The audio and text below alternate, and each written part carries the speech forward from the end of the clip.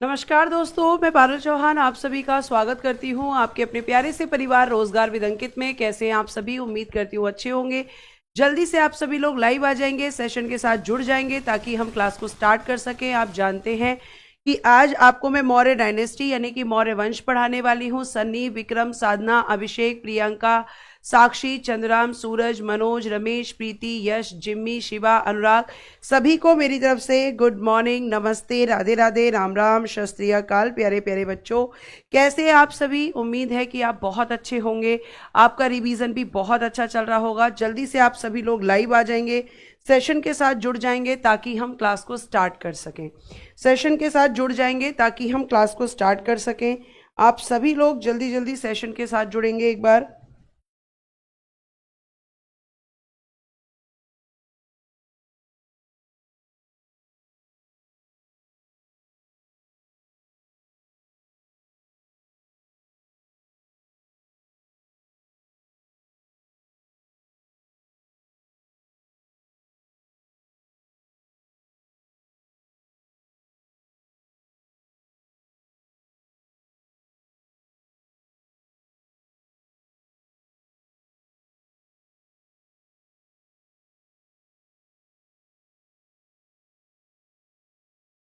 चलिए हेडिंग दीजिए बेटा एक बार। मौर्य वंश, मौर्याज डायनेस्टी। मौर्य वंश में हमने क्या पढ़ा था? इसका संस्थापक पढ़ा था। आपको इनका आंसर करना है कि मौर्य वंश का संस्थापक कौन थे। मौर्य वंश में जो संस्थापक थे आपको बताना है उनके पीएम या फिर उनके गुरु कौन थे, उनकी पत्नी का नाम क्या था, और आपको बताना है कि ऐप में दिक्कत हो रही है, इसको ठीक कर दो। क्या हो गया बेटा दिक्कत? क्या दिक्कत होगी बताओ? आवाज नहीं आ रही है, ये बताइए मुझे क्या दिक्कत हो रही है बेटा, एक बार बताइए जल्दी से। एक मिनट में चेक कर लेती हूँ।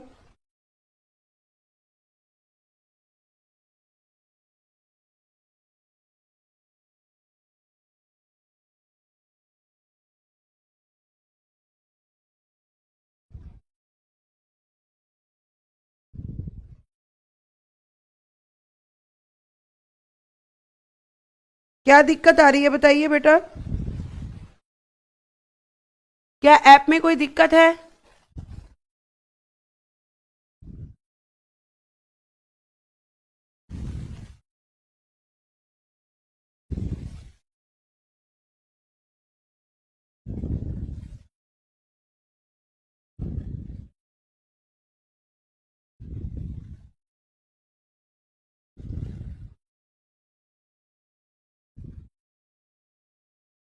ऐप ओपन नहीं हो रहा है।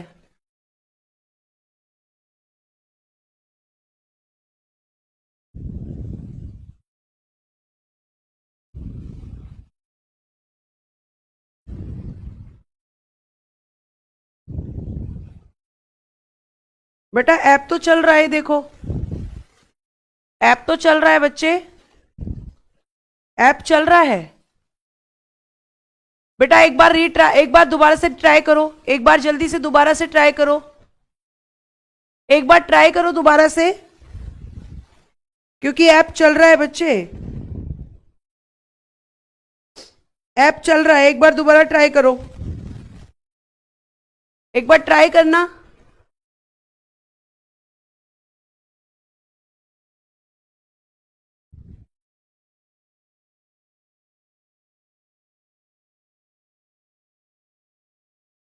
सब ठीक है, नो प्रॉब्लम। चलिए चलें आगे।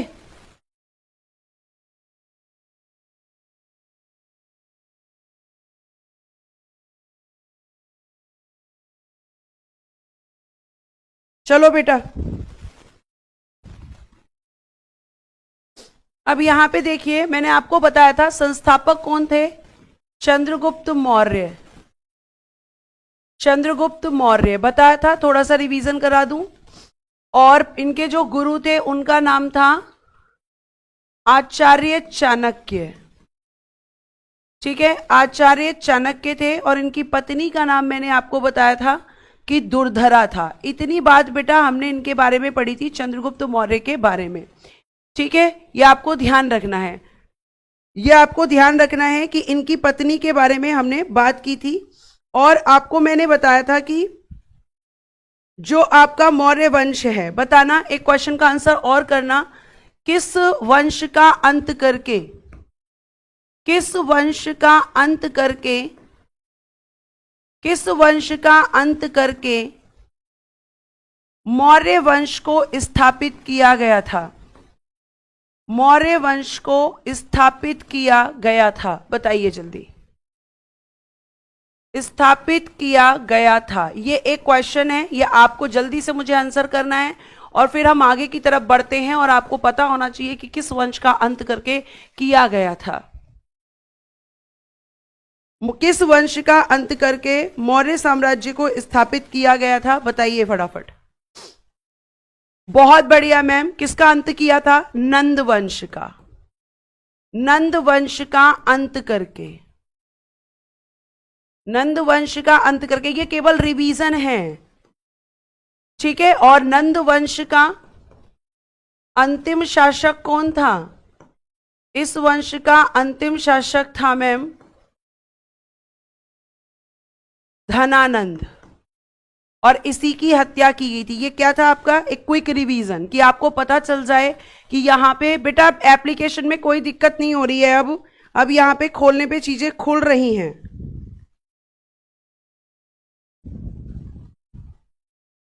खोलने पे चीजें खुल रही हैं,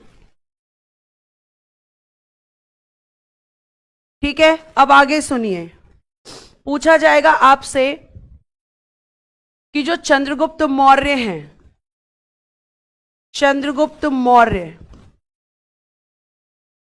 ये आपके किस धर्म के अनुयायी थे? जो चंद्रगुप्त मौर्य बेटा जी जैन धर्म के अनुयायी थे, जैन धर्म के अनुयायी, यानी जैन धर्म को ये फॉलो करते थे, ठीक है। जैन धर्म के अनुयायी कौन थे? आप कहोगे मैम चंद्रगुप्त मौर्य थे। और चंद्रगुप्त मौर्य की जब हम बात करते हैं तो इनको जैन धर्म की, दोस्त जैन धर्म की शिक्षा किसने दी थी? तो जैन धर्म की शिक्षा इनको दी थी बेटा जी भद्रबाहु ने। आप ध्यान रखना कि जैन धर्म को इन्होंने फॉलो किया था। प्यारे बच्चे, आपको एक चीज और ध्यान रखनी है कि जब हम चंद्रगुप्त मौर्य के बारे में बात करते हैं तो चंद्रगुप्त मौर्य, ठीक है, चंद्रगुप्त मौर्य के समय हुआ था सेल्यूकस निकेटर का आक्रमण। चंद्रगुप्त मौर्य, ठीक है, इनके समय क्या हुआ था? इनके समय यूनानी शासक सेल्यूकस निकेटर का आक्रमण हुआ। यूनानी शासक सेल्यूकस निकेटर, सेल्यूकस निकेटर बताइए जल्दी से कौन था? सेल्यूकस निकेटर का भारत पर आक्रमण हुआ, भारत पर आक्रमण हुआ था, भारत पर आक्रमण हुआ, ठीक है। किसका? आप कहोगे सेल्यूकस निकेटर का। बेटा क्या दिक्कत आ रही है आज, बताओ। गौरव कुमार जी, मैंने कहा था कि सिकंदर, उसने विश्व को जीतने की कोशिश की थी, पूरे विश्व को जीतना चाहता था, पर जीत कहां पाया था? मैंने तो बोला ही नहीं कि उसने जीत लिया था, मैंने बोला उसने विश्व जीतने की चाहत थी। और उसी के लिए मैम ये कहां पर आया था? उसी के लिए ये भारत में भी आया था। बिल्कुल सही है कि मैम अगर हम सेल्यूकस निकेटर की बात करते हैं तो सेल्यूकस निकेटर कौन था? आपने कल बताया था कि सेल्यूकस निकेटर जो है वो सिकंदर का सेनापति था, सिकंदर का सेनापति, ठीक है। और जब आपका ये सिकंदर की मृत्यु हो गई तो उसके बाद में आपका सेल्यूकस निकेटर ही आपका शासक बना था उसकी जगह पे। तो इसने क्या सोचा सेल्यूकस निकेटर ने कि भाई जो काम यहां सिकंदर नहीं कर पाया है, ठीक है, जो काम सेल्यूकस निकेटर नहीं कर पाया है उस काम को मैं, सॉरी, जो काम सिकंदर नहीं कर पाया है उस काम को मैं करूंगा। भाई आज तो तुम पढ़ ही नहीं रहे हो, क्या दिक्कत क्या आ गई है? अच्छा एक बार बताओ, एप्लीकेशन में दिक्कत होती तो तुम लाइव कैसे आते, मुझे ये बताओ। तुम लाइव कैसे आते, मुझे ये बताओ। बताओ जल्दी से। अगर एप्लीकेशन में दिक्कत होती।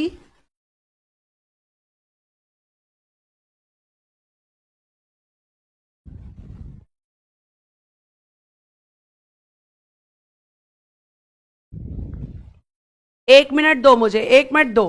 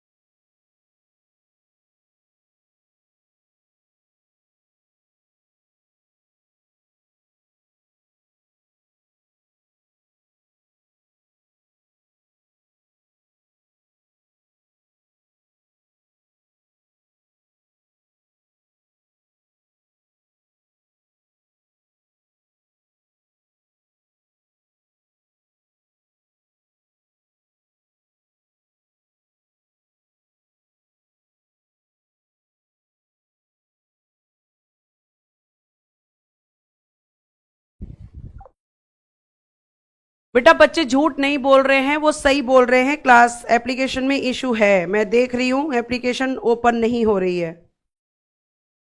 एप्लीकेशन ओपन नहीं हो रही है, दिक्कत हो रही है। ठीक है, एप्लीकेशन में सच में प्रॉब्लम हो रही है। एप्लीकेशन ओपन नहीं हो रहा है बेटा। तो जो बच्चे क्लास नहीं कर पा रहे हैं, हाँ दोबारा कराओ मैम, कुछ समझ नहीं आ रहा, दोबारा कराओ मैम, कुछ समझ नहीं आ रहा। ऐसा करो, थोड़ा सा वेट करो। सर्वर अंडर मेंटेनेंस दिखा रहा है, बच्चे सही कह रहे हैं। बहुत सारे बच्चे परेशान हो रहे हैं बच्चे।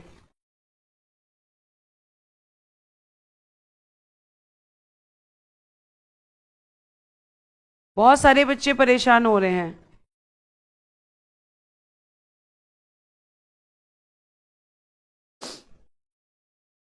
रुक जाइए 1 मिनट, देखती हूं मैं क्या करना है।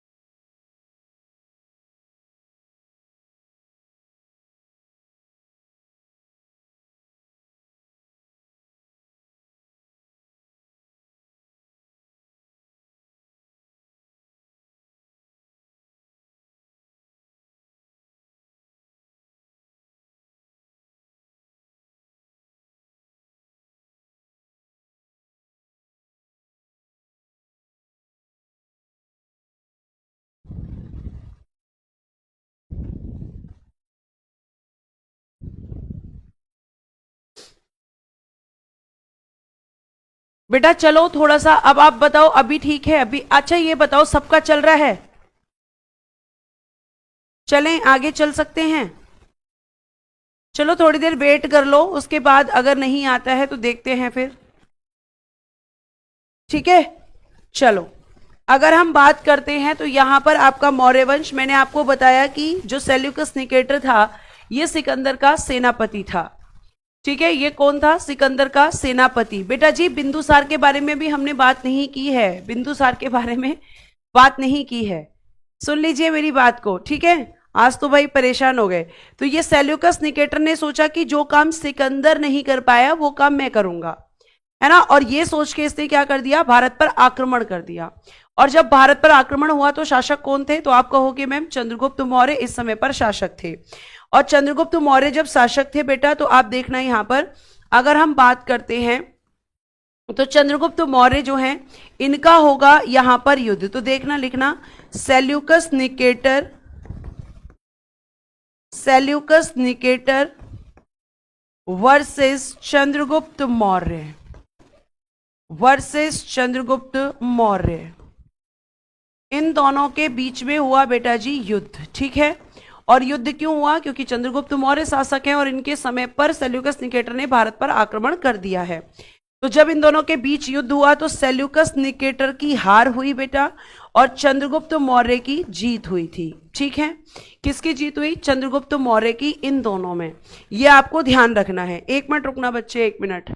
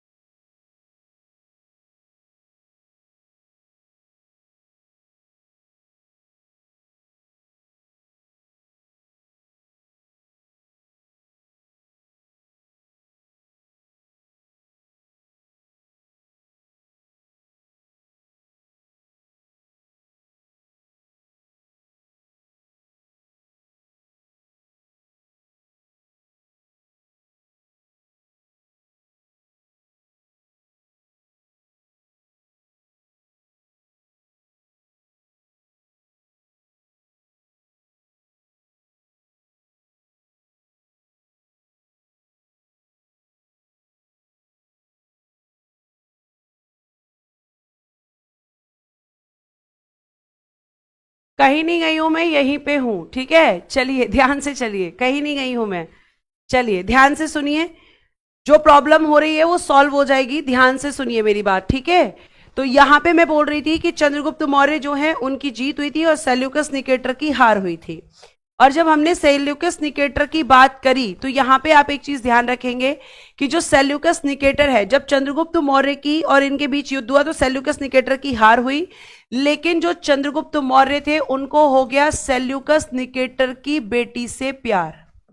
सेल्यूकस निकेटर प्यारे बच्चे, इसकी एक बेटी थी जिसका नाम है हेलेना या कार्लेनिया।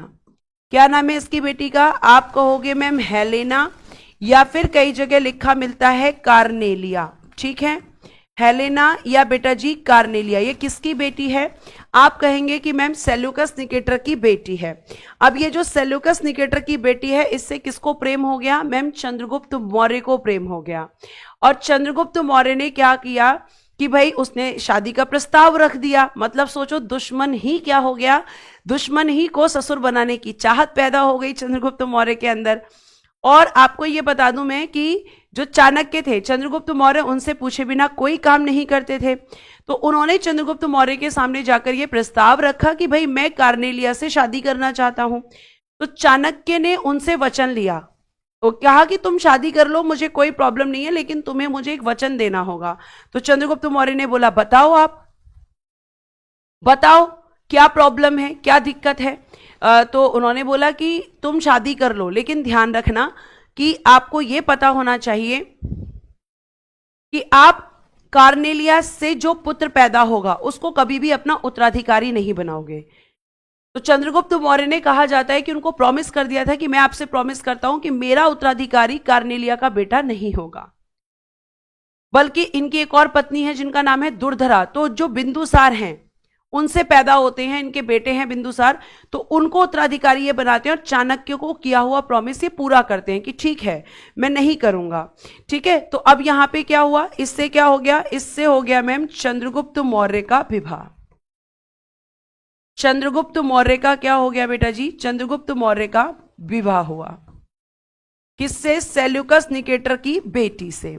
ठीक है, और चंद्रगुप्त मौर्य ने शादी कर ली। ठीक है, और चाणक्य को प्रॉमिस किया कि भाई मैं कभी भी आपका जो आपको मैंने वचन दिया है मैं इसको कभी भी नहीं तोड़ूंगा। ठीक है, तो यहां पे शादी हो गई दोनों की। अब ध्यान से सुनो, स्लो पढ़ाओ। मैं बेटा स्लो आज तो पढ़ा ही नहीं पा रही हूं मैं, आज तो मैं पढ़ा ही नहीं पा रही हूं इस ऐप के चक्कर में।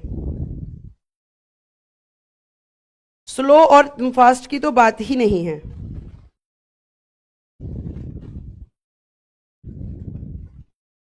ठीक है, चलो अब यहां तक आपने पढ़ा कि यहां पे इनकी शादी हो गई। अच्छा एक चीज और देखना, यहां पे युद्ध की डेट लिखना मैं भूल गई हूं। युद्ध कब हुआ था लिख लेना बेटा, 305 बीसी में हुआ था। प्लीज ये डेट भी मेंशन कर देना अपने नोट्स में। 305 बीसी में चंद्रगुप्त मौर्य और सेल्यूकस निकेटर के बीच में युद्ध हुआ था, ये आपको ध्यान में रखना है। ठीक है, उसके बाद प्यारे बच्चे अगर हम बात करते हैं तो जब शादी हुई है, तो शादी हुई तो चंद्रगुप्त मौर्य को मिला है दहेज। इनको क्या मिला, इनको दहेज मिला। इनको प्यारे बच्चे 4 प्रांत दहेज में दिए, किसने, सेल्यूकस निकेटर ने। एक को आप कहते हैं कंधार, ठीक है, एक था बेटा जी आपका यहाँ पे कंधार कह सकते हैं, एक था काबुल, एक था मकरान और एक था हेरात। एक था हेरात। ये 4 प्रांत इनको दहेज में मिले कार्नेलिया से शादी करने पर। तो चंद्रगुप्त मौर्य बड़े खुश हो गए, उन्होंने कहा कि ससुर जी तो सुधर गए। तो ससुर जी को खुश करने के लिए चंद्रगुप्त मौर्य ने क्या किया, लिखना, चंद्रगुप्त मौर्य ने भी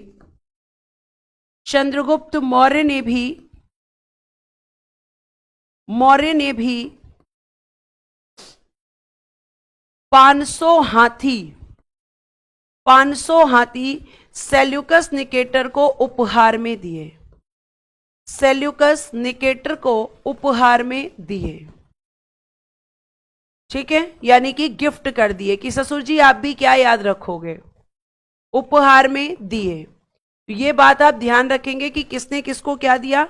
मैम सेल्यूकस निकेटर ने चंद्रगुप्त मौर्य को 4 प्रांत दहेज में दिए, और आपको मैं बता दूं कि यहां पे चंद्रगुप्त मौर्य ने 500 हाथी किसको दहेज में दिए, किसको उपहार में दिए, तो मैम सेल्यूकस निकेटर को। ठीक है, अब एक चीज और ध्यान से सुनना प्यारे बच्चे, क्वेश्चन पूछा जाता है वो आप नोट डालकर लिखेंगे कि ये क्वेश्चन पूछा जाता है, नोट डालकर इसको लिखेंगे। बहुत अच्छा क्वेश्चन ये बनता है कि आपके जो चंद्रगुप्त मौर्य हैं, चंद्रगुप्त मौर्य, ठीक है, चंद्रगुप्त मौर्य, तो कहा जाता है कि इनको चंद्रगुप्त मौर्य को वृषल, वृषल का मतलब होता है निम्न कुल का, किसने कहा है, चंद्रगुप्त मौर्य को वृषल, ब्रैकेट में लिख लेना कि वृषल का मतलब है निम्न कुल, तो ये किसने कहा है, तो चंद्रगुप्त मौर्य को वृषल आपकी मुद्रा राक्षस एक बुक है, मुद्रा राक्षस बुक में कहा गया है। चंद्रगुप्त मौर्य को वृषल मुद्रा राक्षस पुस्तक में कहा गया है। ये क्वेश्चन बेटा जी यूपी में पूछा गया है, तो ये आपको नोट डालकर लिखना है यहीं पे बीच में। और ये जो मुद्रा राक्षस बुक है, इसके जो लेखक हैं, इसके जो राइटर हैं, उनका नाम है बेटा जी विशाख दत्त। उनका नाम क्या है, उनका नाम है मैम विशाख दत्त। ठीक है, विशाख दत्त, ये आपको ध्यान रखना है। तो आप ये ध्यान बहुत अच्छे से रखेंगे कि इनको निम्न कुल का भी बताया गया है, वृषल भी इनको बताया गया है। और ये आपकी किस बुक में, मुद्रा राक्षस में। मुद्रा राक्षस किसने लिखी है, विशाख दत्त ने। ठीक है, उसके बाद में अब आप यहां पे देखो कि चंद्रगुप्त मौर्य जो हैं, चंद्रगुप्त मौर्य के दरबार में, चंद्रगुप्त मौर्य के दरबार में सेल्यूकस निकेटर ने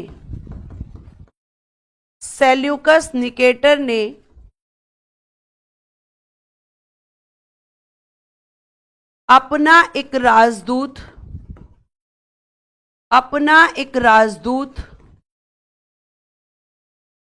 मेगस्थनीज, ये क्वेश्चन बहुत पूछा जाता है, मेगस्थनीज को भेजा, अपना एक राजदूत मेगस्थनीज को भेजा। क्यों भेजा था मैम, क्योंकि बेटा जी अब तो ये दामाद बन चुके थे और दामाद के साथ ससुर को अपने रिश्ते अच्छे रखने थे। तो पहले के शासक क्या करते थे, अपने राजदूत जो है दूसरे राजाओं के दरबार में भेजते थे ताकि उनसे अच्छे रिलेशंस बनाकर रखे जा सकें। तो चंद्रगुप्त मौर्य के समय पर कौन भारत में आया था, तो मेगस्थनीज। मेगस्थनीज किसके द्वारा भेजा गया था मैम, सेल्यूकस निकेटर के द्वारा भेजा गया था। सेल्यूकस निकेटर के द्वारा मैम भेजा गया था, किसको आप कहोगे, मेगस्थनीज को भेजा गया था। ठीक है, तो अपना एक राजदूत किसके दरबार में भेजा? आप कहोगे मैम चंद्रगुप्त मौर्य के दरबार में भेजा था, ये आप ध्यान रखेंगे। अब प्यारे बच्चे एक क्वेश्चन पूछा जाता है कि ये जो मेगास्थनीज आया था, इस मेगास्थनीज ने लिखी थी प्यारे बच्चों एक बुक, इसकी एक बुक है जो कई बार एग्जाम में पूछी जा चुकी है, इंडिका। ठीक है, क्या है इसमें? इंडिका बुक है। और इसमें क्या किया गया है? तो आप कहेंगे कि मैम इसमें पाटलिपुत्र के प्रशासन का वर्णन है, पाटलिपुत्र के प्रशासन का वर्णन, यानी इसमें मेगास्थनीज ने बताया है कि किस तरीके से पाटलिपुत्र में चंद्रगुप्त मौर्य के द्वारा प्रशासन किया जाता था, एडमिनिस्ट्रेशन किया जाता था। तो इसका पूरा वर्णन यहां पर किया गया है, यह आपको ध्यान रखना है। प्यारे बच्चों आप ये भी ध्यान रखना कि जो मेगास्थनीज है इसने अपनी बुक में पाटलिपुत्र को पाली ब्रोथा कहा है। लिखना, मेगास्थनीज ने अपनी बुक या अपनी पुस्तक में पाटलिपुत्र को पाली ब्रोथा कहा है, पाली ब्रोथा कहा है। तो पाली ब्रोथा किसको कहा गया है? पाटलिपुत्र को। किस में कहा गया है? इंडिका में। इंडिका किसने लिखी है? मेगास्थनीज ने। मेगास्थनीज कौन था? सेल्यूकस निकेटर के द्वारा भेजा गया राजदूत। किसके समय भारत आया था? चंद्रगुप्त मौर्य के समय। ठीक है, ये सब आपको ध्यान रखना है। बेटा रिवीजन करवाऊंगी, प्लीज अब पढ़ लो। ठीक है, प्लीज आपसे रिक्वेस्ट है, अब आप पढ़ लो। अब यहां पे हम बात करते हैं चंद्रगुप्त मौर्य के बारे में आगे। प्यारे बच्चे आपको ध्यान से सुनना है। एक आप हेडिंग देंगे जूनागढ़ अभिलेख। जूनागढ़ अभिलेख क्यों पढ़ा रही हूं ये अभी मैं बताऊंगी। अब सबसे पहले तो मैम हमें ये बताओ कि ये अभिलेख क्या होता है। अभिलेख को बेटा इंस्क्रिप्शन में बोलते हैं आपका, सॉरी हिंदी इंग्लिश में बोलते हैं इंस्क्रिप्शन। अब ये जो अभिलेख होता है ना बेटा, जब हम इसकी बात करते हैं, प्लीज मेरी बात सुन लीजिए, अगर आप नहीं सुनेंगे तो बहुत दिक्कत होगी। एप्लीकेशन अब ठीक हो गया है, अभी तक प्रॉब्लम थी तो मैंने बताया था कि प्रॉब्लम है, लेकिन अब कोई प्रॉब्लम नहीं है। अब एप्लीकेशन ओके चल रही है। आप एक बार रिफ्रेश करके एप्लीकेशन को रीस्टार्ट कीजिए। अब मेरी बात को फिर से सुनिए, ठीक है। तो अभिलेख क्या होता है? अभिलेख बेटा जी देखो, मैं साइड में, क्योंकि समझाने का काम साइड में ही किया जाता है। अगर मैं अभिलेख की बात करती हूं तो बेटा जी अभिलेख जो हैं ये आपके पत्थर पर लिखे जाते हैं, अभिलेख आपका तांबे पे लिखे जाते हैं, अभिलेख आपके लोहे पर लिखे जाते हैं। मतलब इन पे खुदाई होगी। अब जाहिर सी बात है लिखा तो जाएगा नहीं, इन पर खोदकर लिखा जाता था पहले। तो अभिलेख क्या क्या होते हैं? जैसे पहले के समय के जो राजा थे ये बड़े बड़े पत्थरों पर अपने संदेश लिखवाते थे। क्या करते थे? बड़े बड़े पत्थरों पर। अब ये पत्थरों पर भी लिखवाते थे, लोहे पर भी लिखवाते थे, और आपके तांबे यानी कॉपर पर भी लिखवाते थे। और एक वर्ड आप सुनेंगे बेटा जी, शिलालेख। तो जो शिलालेख हुआ करता था ये केवल पत्थर पर लिखे जाते थे। ये केवल किस पर लिखे जाते थे? पत्थर पर। ये तांबे या लोहे पर, क्योंकि शिला का मतलब क्या होता है? शिला का मतलब पत्थर, और लेख का मतलब उस पर कुछ लिखा हुआ। तो ऐसा नहीं लिखा हुआ मतलब चौक से लिखवा दिया या किसी पेंसिल से लिखवा दिया, नहीं, इनको बकायदा खोदा जाता था और खोद खोद के शब्दों को लिखा जाता था। और ये क्यों लिखवाते थे राजा? ताकि लंबे समय तक उनके संदेश रहें और लंबे समय तक लोग उनको जान सकें। तो इसी तरीके से एक था आपका जूनागढ़ इंस्क्रिप्शन, और इस जूनागढ़ इंस्क्रिप्शन को जारी किसने करवाया था? तो जारी कराने वाला था बेटा जी रुद्रदामन। रुद्रदामन ने जारी करवाया था। रुद्रदामन कौन था? तो मैम ये एक शक शासक था। शक शासक था। आप कहोगे ये इसके बारे में बस इतना ध्यान रखना है, लेकिन मैम हम तो चंद्रगुप्त मौर्य पढ़ रहे हैं, तो आप रुद्रदामन क्यों पढ़ाने लगी? क्योंकि इस जूनागढ़ इंस्क्रिप्शन में एक ऐसी जानकारी है, इस जूनागढ़ अभिलेख में एक ऐसी जानकारी है जो चंद्रगुप्त मौर्य से जुड़ी हुई है। तो प्यारे बच्चे, जूनागढ़ अभिलेख रुद्रदामन ने जारी करवाया था। रुद्रदामन एक शक शासक था। इस जूनागढ़ अभिलेख से हमें क्या पता चलता है? तो देखो, इस जूनागढ़ अभिलेख में क्या किया गया है? इसी इसी अभिलेख से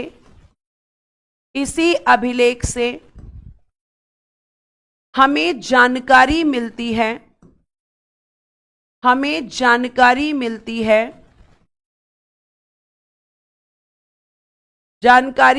है,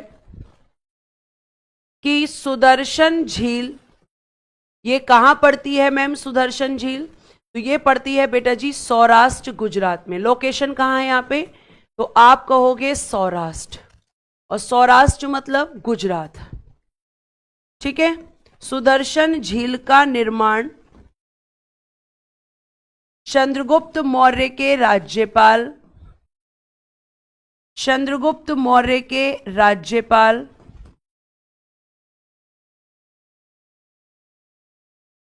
पुष्यगुप्त ने करवाया था। पुष्यगुप्त ने, तो इसके लिए हमने इसको यहां पर पढ़ा है, पुष्यगुप्त ने करवाया था। ये बहुत इंपॉर्टेंट पॉइंट है कि सुदर्शन झील का निर्माण किसने कराया था? तो चंद्रगुप्त मौर्य के राज्यपाल, और उनका नाम था पुष्यगुप्त, उन्होंने ही करवाया था मैम इस सुदर्शन झील का निर्माण। और आपको मैं बता दूं कि ये जो जूनागढ़ इंस्क्रिप्शन है, ये जो जूनागढ़ अभिलेख है, इसकी भाषा क्या थी, इसकी लैंग्वेज क्या थी, ये किस भाषा में लिखा गया था? तो इसकी लैंग्वेज थी बेटा जी संस्कृत। लैंग्वेज क्या थी इसकी? आप कहोगे मैम संस्कृत। संस्कृत में लिखा गया ये अभिलेख था। ठीक है, ये आपको ध्यान में रखना है। अब प्यारे बच्चे आगे चलते हैं, और चंद्रगुप्त मौर्य के अंतिम समय आ रहा है। तो अब हम लिखेंगे, लिखना, चंद्रगुप्त मौर्य अपने अंतिम समय में अपना पूरा साम्राज्य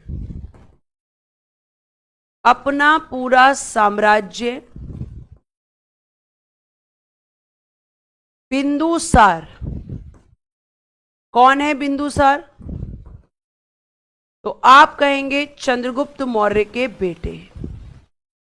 कौन है ये? इनके बेटे, बस इतना लिख लो। अपना पूरा साम्राज्य बिंदुसार के हाथों में सौंपकर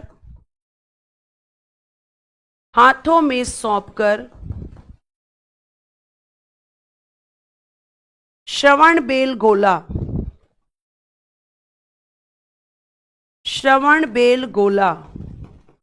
कहां पर पड़ता है ये? कर्नाटक। श्रवणबेलगोला कर्नाटक चले गए। ठीक है, चले गए। और यहां लिखना, अब ये जो जगह है श्रवणबेलगोला कर्नाटक, मैंने आपको बताया था ये कहां पड़ता है? दक्षिण भारत में। दक्षिण भारत में मैम ये पड़ता है। और यहाँ पे इन्होंने क्या किया था, जब ये आप इनका अंतिम समय आया तो उसके बाद ये यहाँ पर चले गए। और बेटा यहाँ पर पड़ती है, श्रवणबेलगोला में पड़ती हैं चंद्रगिरी की पहाड़ियां। तो इन्होंने क्या किया? चंद्रगिरी की पहाड़ियों पर संलेखना विधि द्वारा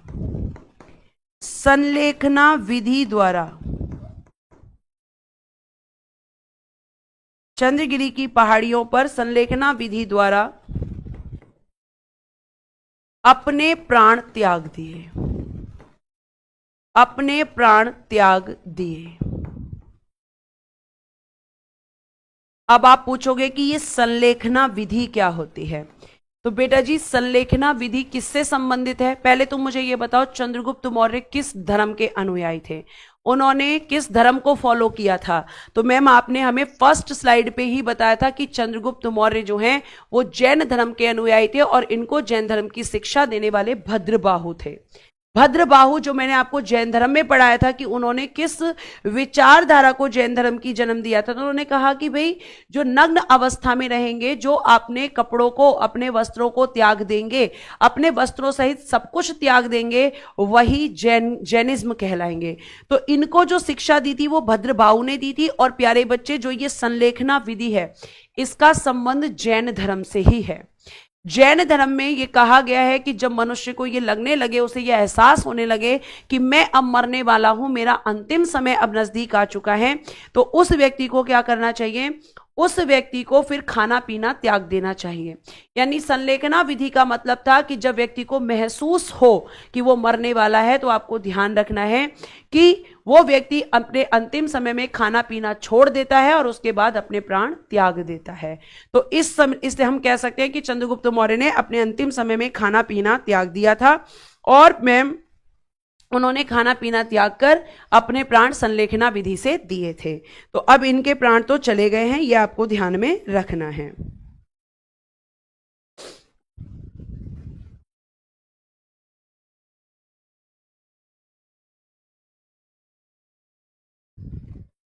ठीक है, इतनी बात समझ में आ गई। अब मुझे ये बताओ, देखते हैं कितने बच्चे भाई इन्होंने अपने प्राण कब त्यागे होंगे, कौन से ईयर में। क्योंकि मैंने कल तुम्हें चंद्रगुप्त मौर्य का शासनकाल समझाया था, तो मैंने बताया था कि 298 बीसी इन्होंने प्राण कब त्यागे थे, 298 बीसी में इनकी मृत्यु हुई है।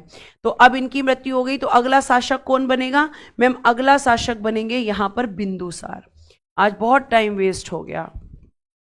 अगले शासक बनेंगे बेटा जी यहां पर बिंदुसार। कौन बनेगा मैम, बिंदुसार यहां पे अगले शासक होंगे। 298 बीसी से लेकर और 273 बीसी, ये किसका शासनकाल रहेगा, बिंदुसार का। जब हम बिंदुसार की बात करते हैं तो इनका अन्य नाम, पहले तो हम ये जानते हैं बिंदुसार के पिता कौन थे, तो हम कह सकते हैं कि मैम चंद्रगुप्त मौर्य इनके पिता थे, चंद्रगुप्त मौर्य।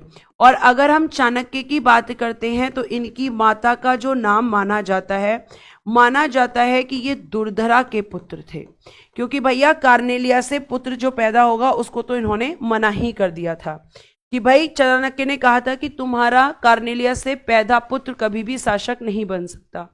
ठीक है, अब देखिए यहां पर ध्यान से सुनिए, आगे हम बात करते हैं इनके अन्य नाम। अन्य नाम तो इन्हें कहा जाता है बेटा जी अमित्रघात, जिसका मतलब होता है शत्रुओं का विनाश करने वाला। अमित्रघात मतलब शत्रुओं का विनाश करने वाला। इन्हें कहा जाता है वारीसार, इन्हें कहा जाता है सिंहसेन, भद्रसार। सिंहसेन इन्हें कहते हैं, भद्रसार इन्हें कहते हैं, और बेटा अमित्रोकोटिस इन्हें कहते हैं। और क्या कहते हैं इनको, अमित्रोकोटिस, अमित्रोकोटिस, ये सब इनके नाम हैं।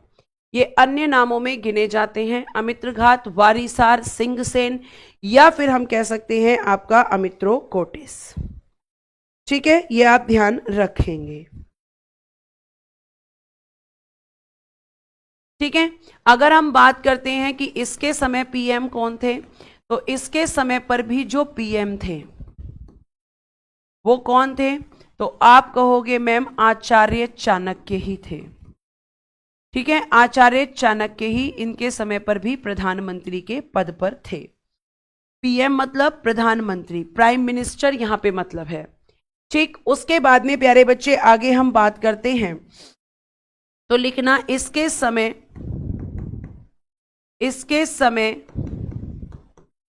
भारत आने वाले विदेशी यात्री, भारत आने वाले विदेशी यात्री ये कौन कौन थे। तो इसके समय जो विदेशी यात्री भारत में आए थे, एक तो आप लिखेंगे प्यारे बच्चे, एक तो आया था डायनोसियस, और इसको किसने भेजा था, Ptolemy second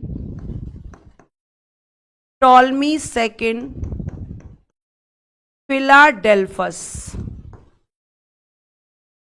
Ptolemy second Philadelphus, ये कौन था, मिस्र का राजा।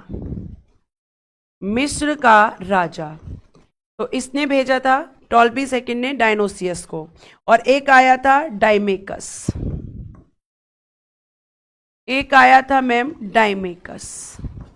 और इसको किसने भेजा था डायमेकस को, तो एंटियोकस ने, जो सीरिया का राजा था। लिखना एंटियोकस ने भेजा। और एंटियोकस कौन था? तो मैम ये सीरिया का राजा था, सीरिया का राजा। और ध्यान रखिएगा क्यों भेजते थे ये लोग प्यारे बच्चे? तो आप कहोगे कि मैम अपने रिलेशंस को अच्छा करने के लिए, अपने बीच के रिलेशंस को अच्छा करने के लिए भेजते थे। तो इसके समय पर आने वाले दो विदेशी यात्री हैं, एक का नाम है डायन्योसियस और एक का नाम है डाइमेकस। एक को भेजा है सीरिया के राजा ने, एक को भेजा है, अगर हम बात करें तो आपका जो है मिस्र के राजा ने। ठीक है, इतनी बात आपको समझ में आई, ये आपको ध्यान रखना है। अगर मैं आगे बात करूं बेटा, तो आगे आप एक चीज और ध्यान रखना कि एक तो ये फैक्ट, उसके बाद आप ध्यान रखेंगे कि आपका बिंदुसार के समय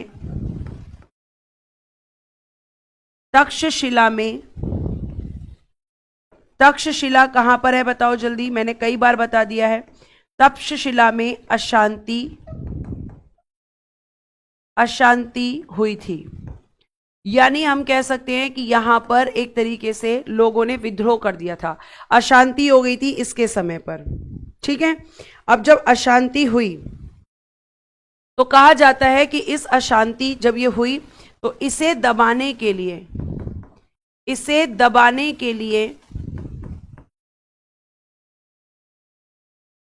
इसने अपने बेटे सुशीम को भेजा, अपने बेटे सुशीम को भेजा।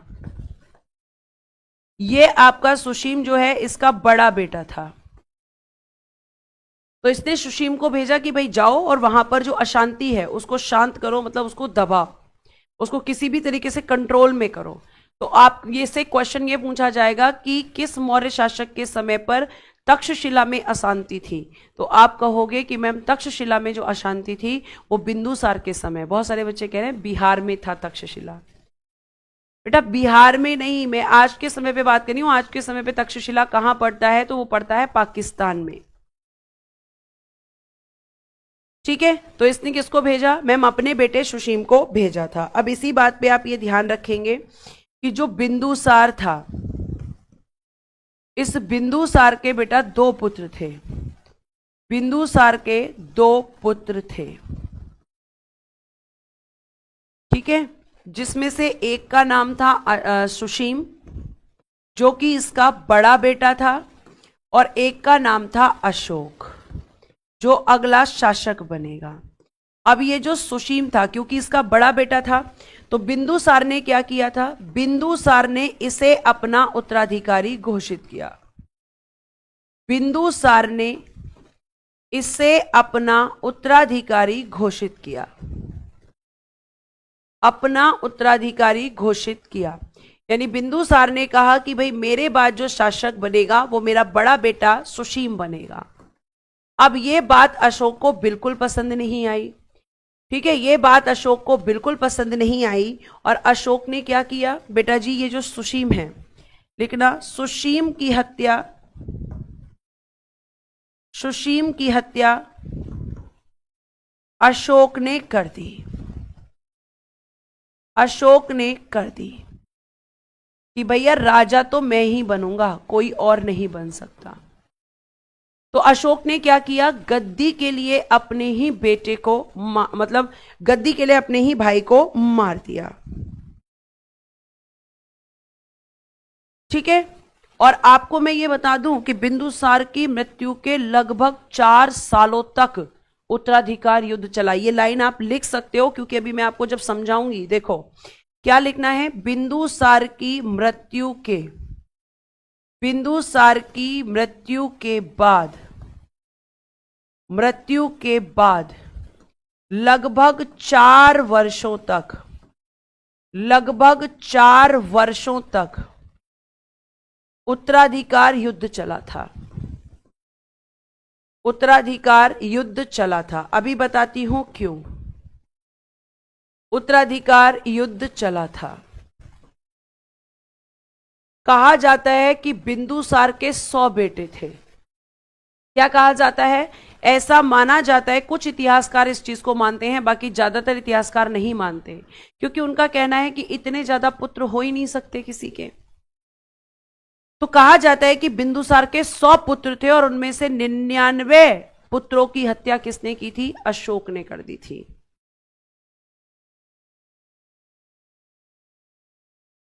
ठीक है, ये आपको ध्यान रखना है। तो क्या बोला था कि भाई यहां पर जो आपका इसके बारे में बोला गया था कि जो आपका यहां पे बिंदुसार के 100 पुत्र थे और इसमें 99 भाइयों की हत्या। आ रही हूं अशोक, अगर आपको बहुत डिटेल में जाना है देवेंद्र जी तो वो भी बताती हूँ, तक्षशिला में अशोक गया था, एनसीईआरटी बुक में है। ठीक है, आ रही हूं उस पॉइंट पे, क्लियर करती हूं। अभी मैंने आपको उतना लिख बता दिया जितना एग्जाम पॉइंट ऑफ व्यू से इंपॉर्टेंट था, लेकिन अब जब आप डीप में जा रहे हैं तो मैं भी समझाती हूं। बिंदुसार की मृत्यु के बाद कितने, इसीलिए 4 वर्षों तक ये युद्ध चला था।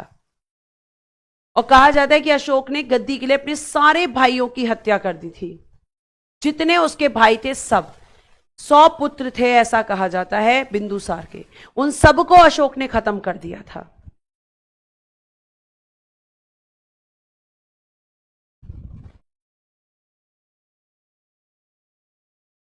ठीक है, अब ध्यान से सुनिए। एक क्वेश्चन पूछा गया एक बच्चे के द्वारा कि एनसीईआरटी में लिखा है कि जब तक्षशिला में अशांति हुई थी तो मैम सुशीम को नहीं अशोक को भेजा गया था। तो मैं बता दूं आपको, लीजिए पूरा कॉन्सेप्ट क्लियर कीजिए।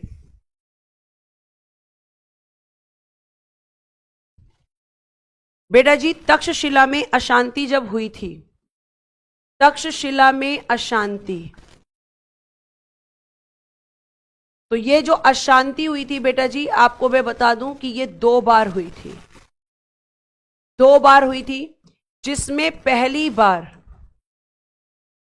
बार किसको भेजा गया था, पहली बार अशोक को भेजा गया,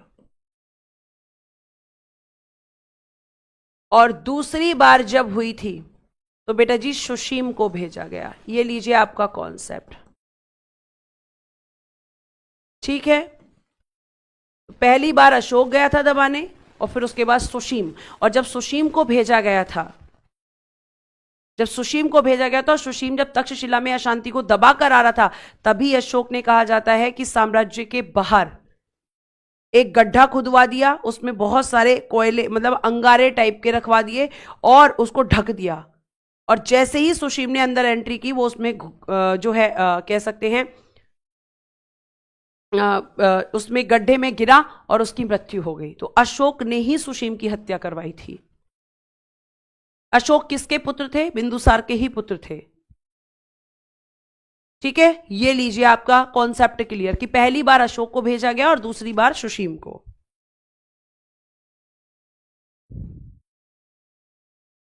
तो अब आप मुझे बताओ शासक कौन बनेगा। अब तो मैम जाहिर सी बात है कि सबको तो मार ही दिया है, तो यहां पे हम कह सकते हैं कि अब अशोक ही यहां पे शासक बनेगा। तो अगला शासक कौन है मौर्य वंश का, अशोक है, क्योंकि इसने अपने सारे भाइयों को मार दिया। लगभग 4 वर्षों तक उत्तराधिकार युद्ध चला, और इसका शासनकाल रहेगा 269 बीसी से लेकर 232 बीसी।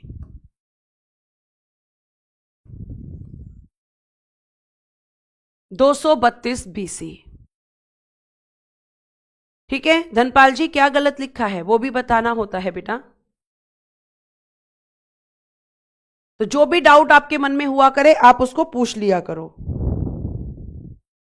तो अशोक की अगर हम बात करते हैं तो पिता कौन है, चंद्रगुप्त मौर्य, और माता कौन है, शुभद्रांगी। माता कौन है, शुभद्रांगी, शुभद्रांगी। और मैं अब आपको इनके बारे में कल पढ़ाऊंगी, आज थोड़ा सा रिवीजन करवा देते हैं। ठीक है, बिंदुसार की मृत्यु कब हुई थी बेटा, शासन कब से कब लिखवाया, 273 बीसी। तो बिंदुसार की 273 नहीं होगा श्रद्धा ना, क्यों नहीं होगा 273, क्योंकि बेटा 4 वर्षों तक तो उत्तराधिकार युद्ध ही चला, 4 वर्ष लग गए अशोक को। ठीक है बच्चे,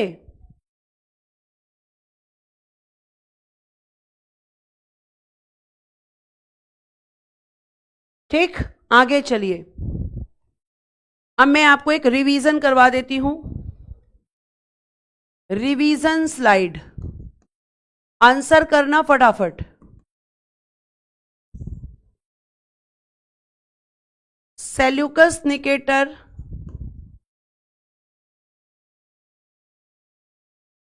और चंद्रगुप्त मौर्य के बीच युद्ध कब हुआ? चंद्रगुप्त मौर्य के बीच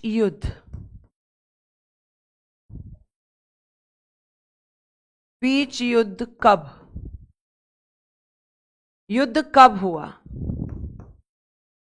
फिर नेक्स्ट बताना कि सेल्यूकस निकेटर कौन था? सेल्यूकस निकेटर की बेटी का नाम क्या था?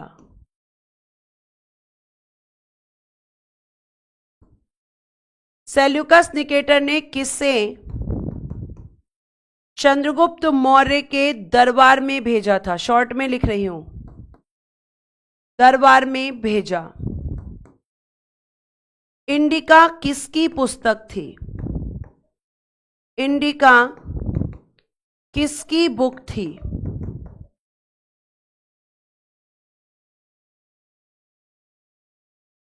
किस बुक में चंद्रगुप्त मौर्य को वृषल कहा गया है?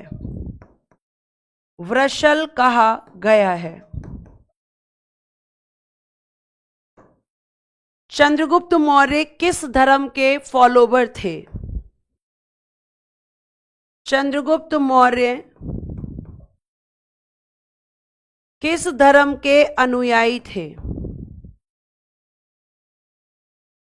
अनुयायी। चंद्रगुप्त मौर्य की मृत्यु किस कारण हुई? किस कारण हुई? चंद्रगुप्त मौर्य के बेटे का नाम क्या था?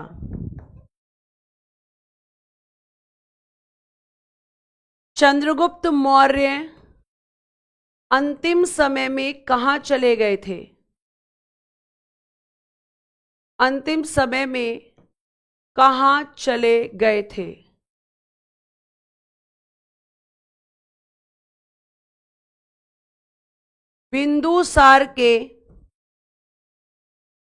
बिंदुसार ने अपना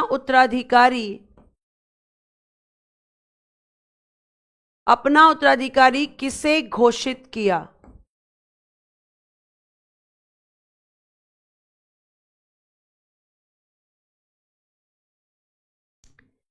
तक्षशिला में किसके समय अशांति थी? किसके समय अशांति थी? आज इतना ही रखते हैं। उम्मीद करती हूं आप सभी इन प्रश्नों के उत्तर कर रहे होंगे। देखो, सेल्यूकस निकेटर और चंद्रगुप्त मौर्य के बीच युद्ध हुआ था 305 बीसी। सेल्यूकस निकेटर कौन था? सिकंदर का सेनापति। सेल्यूकस निकेटर की बेटी का नाम हेलेना या कार्नेलिया, जिससे चंद्रगुप्त मौर्य ने विवाह किया था। किससे चंद्रगुप्त मौर्य के दरबार में भेजा था? मेगस्थनीज। इंडिका किसकी बुक का नाम है? मेगस्थनीज। किस में बुक में? तो मैं मुद्रा राक्षस में। चंद्रगुप्त मौर्य को वृषल कहा गया है। किस धर्म के अनुयायी थे? जैन धर्म। किस कारण मृत्यु हुई थी? संलेखना विधि। चंद्रगिरी की पहाड़ियों पर श्रवण बेलगोला कर्नाटक में। चंद्रगुप्त मौर्य के बेटे थे मैम बिंदुसार। ठीक है। चंद्रगुप्त मौर्य अंतिम समय में कहां चले गए थे? श्रवण बेलगोला। श्रवण बेलगोला कर्नाटक। इन्होंने अपना उत्तराधिकारी किसे नियुक्त किया था? बिंदुसार ने सुशीम। तक्षशिला में किसके समय अशांति थी? बिंदुसार।